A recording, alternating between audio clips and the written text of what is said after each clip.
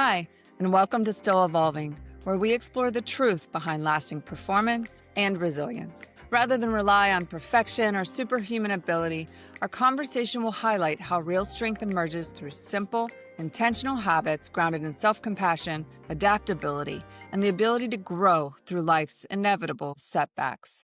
Today's guest, Chuck Faughnan, an experienced CEO, investor, and technology leader whose career began in electrical and systems engineering and grew into leading high-performing companies through innovation and scale. Chuck previously served as CEO of Bridge Consulting, where he built a cyber and network engineering firm from startup to more than $42 million in revenue before guiding it through a successful exit.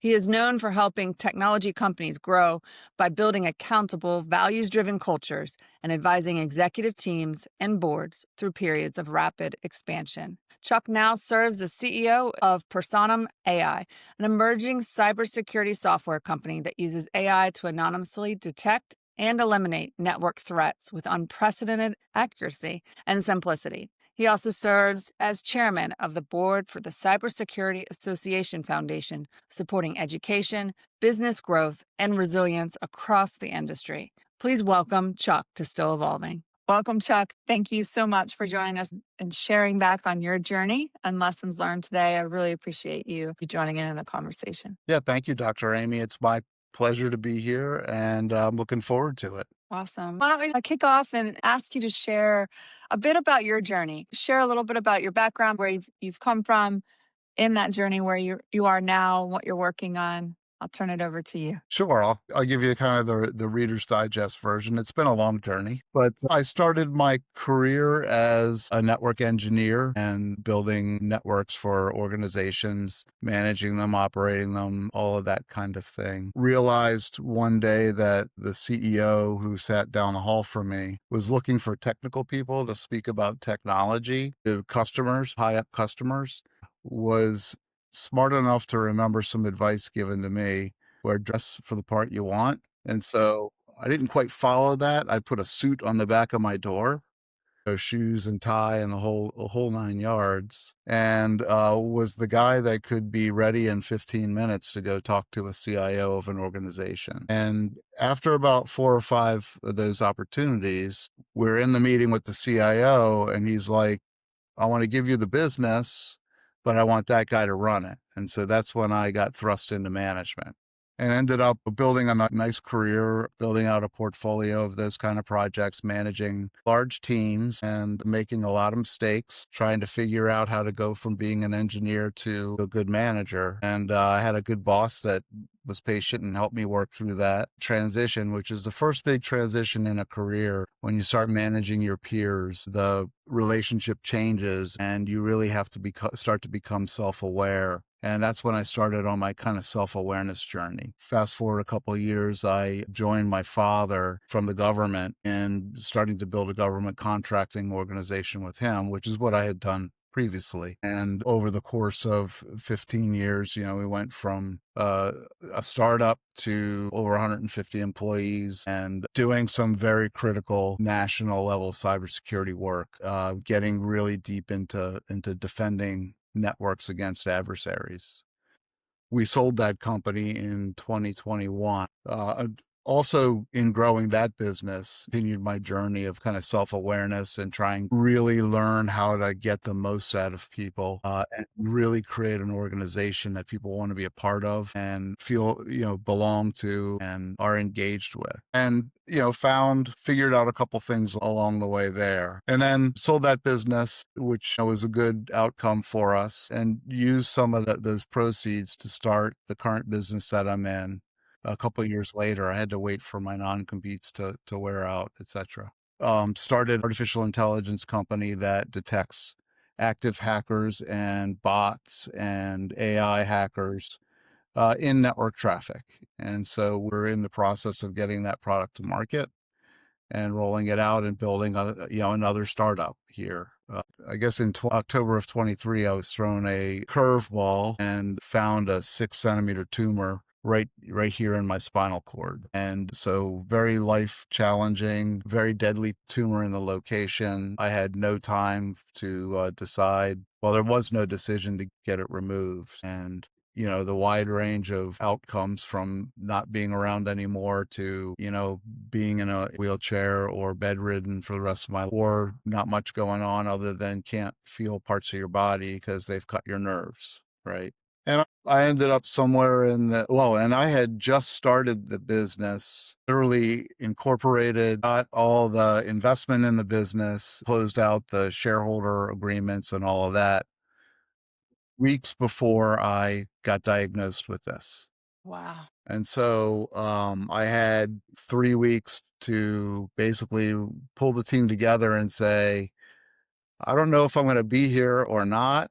Here's the plan. Here's the help that I need. And we'll see on the other side whether this is going to be something. And, I think the work that I've done on self awareness and on leadership and on really perseverance is what got me through that. I'm 2 years out of that surgery. I lost probably a year of the business because just my health was the focus and my family was the focus. And so I really haven't been into this much until getting back full into it until March of this year. And an interesting journey. Again, if I hadn't done the mental work, I think I would be laying in a bed whining about how bad my life is because it is a painful life. I'm on a lot of medication. I'm in pain all day long from various things. There's really nothing but more drugs that can be done about it. And I'm not going to take more drugs and be numb, right? It's Yeah. about living your best life. Wow, Chuck. First off, thank you. I said this probably offline with you. I'm humbled that you would share your story. And it is such a powerful reminder. So much of the adversity in life shows up in not, on our Zoom calls or in our workspace, Right. right? Right. And it reminds me, you shared, the first year of the company, you were focusing on your health Yeah. and your family. And so often, my professional journey, I was often working with athletes who dealing with significant injuries. And yet we're still looked to kind of show up and Yeah. Yeah. continue. You even see that in professional sport now, like when some athletes are taking a recovery day and there's a stadium full of people who have paid Yeah. for that person to show up. I'm curious, like how on the mental side, which is what you talked about, a lot of the preparation that the work, the self-awareness, the work that you did before this incident occurred, the medical crisis, if you will, occurred. How did you navigate then perhaps the reactions or thoughts that you had with regards to that team, that company team, right? Like the investor Yeah. group or, the stadium who showed up for you in this very narrow role. In many ways, you can make an argument like, are we being selfish and not acknowledging the human element here? That there's sometimes when we need to take care of ourselves, we need to take care of our loved ones. But I'm just curious how your work, your preparation helped you navigate then the relational Yeah. commitments that you had. That's an interesting question. In thinking about it, right? The work that I did, I think, allowed me to be authentic and not afraid to show my physical and even mental weakness. I mean, every day at 3 o'clock, I'm in a brain fog. So I just know that unless it's extremely important, I don't do meetings at that time. Right. Because I'm not my best self. And so I do the best to show up and I don't necessarily make excuses when I can't, but I give myself grace, which allows the people around me to give me grace and support. We're an animal that likes to help and nurture. If you know that, you can give yourself grace and you can rely on other people to give you some space, give you some freedom, also give you grace. As long as they feel like you're showing up as much as you can for them. And that's both at work, with family, with friends, with strangers on the street, right? One of the other things I've really learned is you never know what's going on the other side of somebody's face, right? In their brain. You never know what they're dealing with physically or mentally. And so treat everybody kindly. And, that's what I do. In a work environment, that doesn't mean like letting them off the hook for not getting something done. Right. That's actually, in my philosophy, that's not treating somebody kindly because that's letting them default themselves, which is not a good thing to do. People feel good about themselves when they achieve success. And that's how they get engaged in what they're doing. Kids coming out of college, they hear find your passion and chase that. I have a slightly different thing, and that's figure out what you're good at, figure out what you can live the lifestyle that you want to live at, get good at that cross section of things, and you will be very happy. You will be fulfilled, right? Absolutely. And so Absolutely. you'll get the positive feedback because you're good at it and you'll want to be better at it and Hmm. work harder at it. And that's what will drive you and that's what will make you successful, right?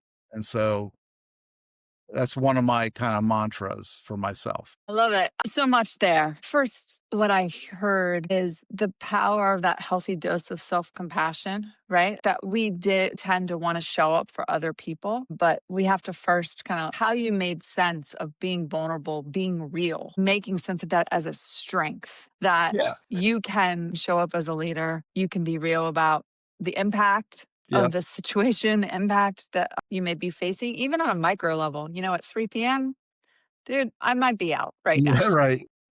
So first off, the power of that healthy dose of self-compassion, and then certainly recognizing the realness is a strength that I'm pushing back on this idea that the highly visible, successful, however we choose to define that, whether pick your performance domain, the gold medalist, the Navy SEAL, the entrepreneur who's a unicorn, right? Like, the reality is they all have shit going on. We're 100%. all 100%. dealing with it. And when you show up with healthy boundaries around that, you can do that Yes. professionally, right? Yeah. I know when you just can't show up. I mean, there are times where, Totally. I've woken up in the morning and like, there's no way today that I can do this. So calling off the couple of meetings that you had and saying, look, I got to reschedule. The other thing is I'm mostly wide open, pretty far open about what happened to me and what my recovery journey is. I just got back right before this call from 2 hours of rehab. That's several times a week. It takes a lot of time, a lot of toll on my body, but it's necessary for me to get to be the best, live the best life I want to live. Right. And so I'm very open and honest with the people I work with. We're courting potential investors. They know I'm not going to hide my situation. I'm not going to take an investment and then 6 months later, you're surprised. I've got this problem where I can't always be there 100%. Right. You mentioned towards the end, reflecting on your lesson learned, what has worked for you, self compassion, Mhm. making sense of showing up real as a strength. You started talking about also as we are evolving and what we're looking for, what we're pursuing, taking a look at the foundation of our talent. Like, what are we good at? Professor Scott Galloway talks about this as well. Oh, yeah, yeah, yeah. And what helped you discern, hey, I can do this. Like, this is working, because there is, as we set challenging goals and we accomplish them, there is part of how we are wired that kind of continues that fueling and continues that growth. But what helped you? Yeah, so, the things I procrastinate on are typically the things that I'm not really good at, or it's not they're below me because some of those things are pretty high level. It's just I'm not good at or I'm not able to give it the focus or attention, and then it's finding somebody to give that challenge to. Got you. Got So you. Yeah, that's figure out what you don't like to do.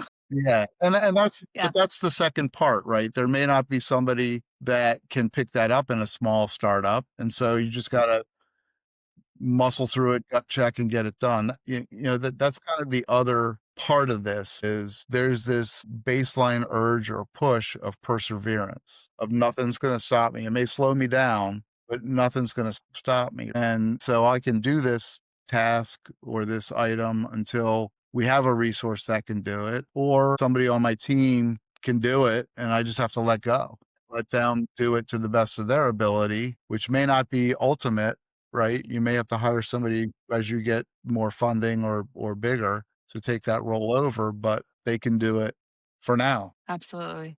I remind everyone in higher education, you bite off the degree in semesters, right? So, That what's the next sprint that you can kind of get to? And like you said, the situation may change. You may have resources. You may have different options at at the end of that next sprint. That right. Right. it also helps kind of that perspective, kind of keeps the task from being as daunting, right? It's like, Yes. I'm not doing this in perpetuity. Right. Right. So we love leaving our audience with an immediate actionable takeaway, something that you may find in your daily life that helps you persevere as you're describing. Is there something that you find in your routine or go-to tool that Yeah. has really helped you in your journey? I have to say what meditation has allowed me to do is create space between when something hits me or something happens and then how and when I react to it. And so you can choose your reaction. And then related to that, I believe happiness is a choice, right? And the way to get there is when you've created that space, how do I create the best outcome out of what's happening? And then choose that reaction. And meditation allows me to create that space, which is huge. When I was a younger engineer, somebody would ask me a question and I'd fire right back at the answer. As I've learned, it's okay to take a pause and think about it. Choose your words, choose your thoughts, choose how you interpret that. Look at the parameters around it. It could be a quote bad thing that's happened, but maybe it just happened. It's not good or bad. How do we now take the next step? More information to Yeah, inform you of the next path. The meditation is so powerful. I it mean, is. is hands down centuries at this point, like evidence of how that can really help us in that present. And even like you were talking about, giving us that space to then take in all of the data around us. Our reactions, our gut emotional response is data. Like that's just data to inform us, but then how we're thinking about it, what we're seeing in our environment, what we're hearing from others. It really is so powerful to be able to be that present and not consumed often by emotion. So super powerful. Chuck, thank you Thank for your you. perseverance, for your compassion, and for sharing so much to be learned, and incredibly grateful for you and in this conversation. Me too. Thank you, Amy. This has been fun, and look forward to seeing it out there. Next time. Yeah, and next time, Awesome. absolutely.